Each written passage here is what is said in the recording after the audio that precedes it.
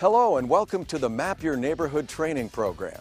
I'm Grant Goody, and I'm going to share with you a few things to keep in mind before you show the main Map Your Neighborhood video to your neighbors.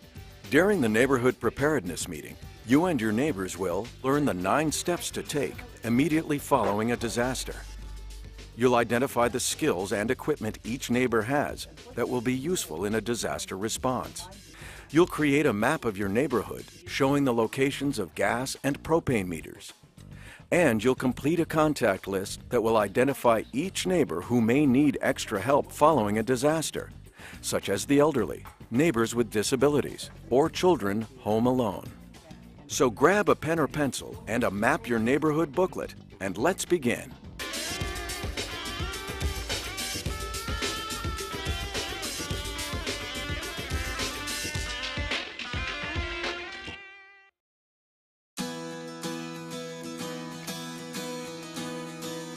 Before you hold your neighborhood meeting, there are 4 things we have found that will help you have a successful meeting. First, figure out your neighborhood boundaries. We recommend including 15 to 20 homes. This is a typical block, corner to corner, both sides of the street. For apartment or condominium complexes larger than 25 homes, consider dividing it into smaller groups. The number of houses matters because the most effective response occurs in the first hour following disasters. It's called the golden hour because of its value in saving lives, reducing the severity of injury, property, and environmental damage. If a group is too large, it becomes unmanageable and difficult to respond effectively in that first 60 minutes. Second, personally invite neighbors to attend. Experience shows that a personal invitation is what encourages your neighbors to attend. We have included a written reminder on the Map Your Neighborhood CD to leave with your neighbors to remind them of the date. But to ensure a good turnout, invest the time and extend a personal invitation. Make sure you hold the meeting in either your home or a neighbor's home and not at a school or community building.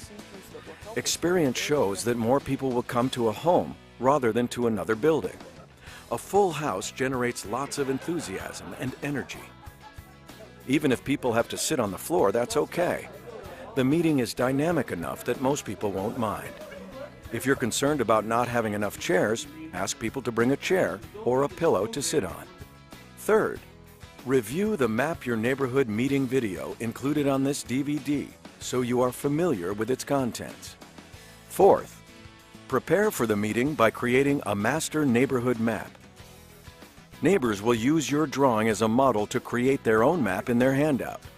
This will reduce confusion and save valuable meeting time.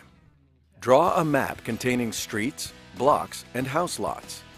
This will help ensure you have an accurate map of your neighborhood. Include all house numbers and the names of your neighbors if you know them. For the meeting, have on hand pencils and erasers. Be ready to show the shoes you keep under your bed. If possible, also have on hand your fire extinguisher, hard hat, and leather gloves. After the meeting, it is highly recommended that you walk the neighborhood with everyone. Seeing a gas meter's actual location creates a visual that is helpful in a disaster response. Thanks for taking the lead in preparing your neighborhood for disaster. Remember, when disaster occurs, your neighbors may be the only ones who are able to help you. By facilitating this meeting, you are helping prepare yourself, your family, and your entire neighborhood to know what to do following a disaster. So let's get started and map your neighborhood.